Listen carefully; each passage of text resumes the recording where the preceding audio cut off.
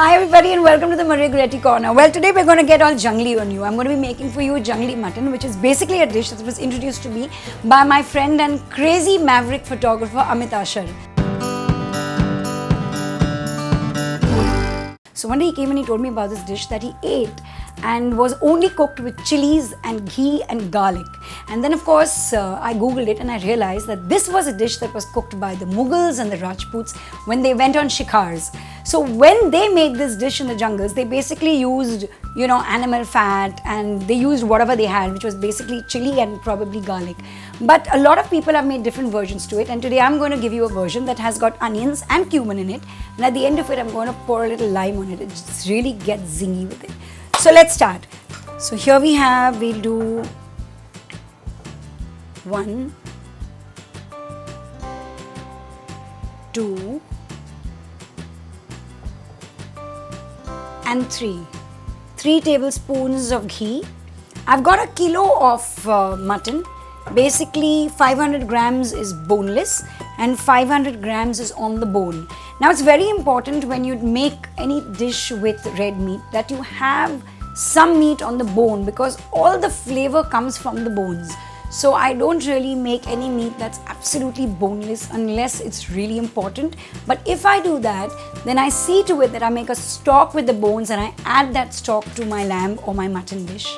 So I'm going to use about a dozen Kashmiri chilies. The thing about Kashmiri chilies is that if you do not want the spice, all you do is you keep the seeds out of the equation and you get this beautiful red robust color. Well, this dish is not going to be very red because we are not adding that many chilies to it. I'm going to put half of the seeds in, half of the seeds I'm going to take out. Our ghee is nice and hot. What I'm going to do is I'm going to add like a teaspoon of Zeera. Now what I'm going to do is I'm going to add 3 finely sliced onions into this. So while our onions are getting beautifully fried here, what I'm going to do is I'm going to take, say, a tablespoon of vinegar, just a tablespoon, and I'm going to take a few of the chilies and I'm just going to let them soak in it so that I can coarsely grind them. Okay, the rest of the chilies we'll keep as is. We just leave this inside it for some time. I have a handful of garlic, which I'm also going to coarsely pound. This is it. It's very, very roughly done. Our onions are looking beautiful and translucent. So we're now going to add a handful of coarsely pounded garlic to it. So our garlic has now gone into this. Saute it a bit till you feel that you can smell the lovely aroma. To this I'm going to add the Kashmiri chilies. Give it all a good stir. Basically what I'm doing is I'm prepping it for the meat. Okay, now it's time for us to put our meat in.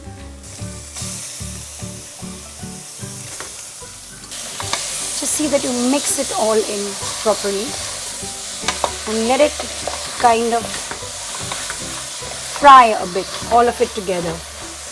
As you see, this meat is going to stay the color it is because there is not too much of spice in it. So what I'm going to do now is I'm going to add some salt right in here so that with the coarseness of the salt, this gets kind of into a little pasty form. Lovely. The mutton is going to take about 5 to 7 minutes and it's going to release some amount of water. To that we're going to add, say, between half to 3/4 of a cup of water, and then we're going to shut the cooker and let it cook for about 25 minutes, which means about 4 whistles.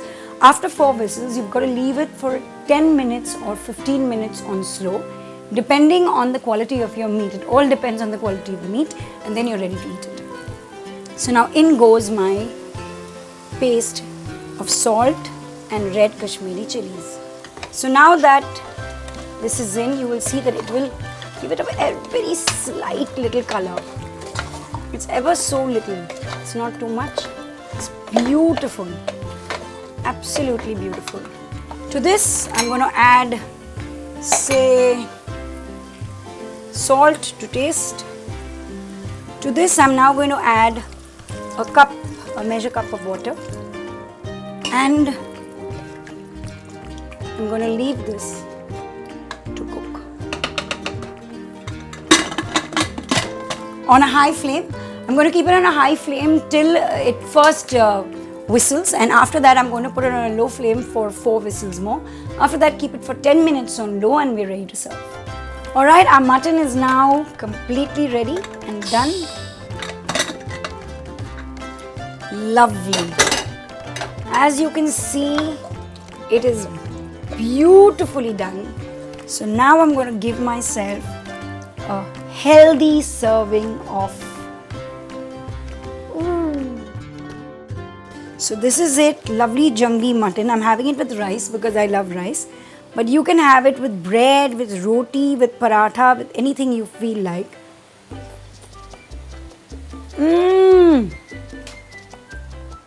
This is divine. What's so yummy about this is that it's got the right kind of flavoring, and you can actually taste the meat. What meat really tastes like without all the frills and fancies. This is it. Okay, I need to marry a Rajput or then a Sultan. But I'm married to a Pathan. Same thing. So, if you like what we made here on the Maria Grady Corner, don't forget to comment, like, share and subscribe, and please do come back right here, because here is where the most tasty morsels are.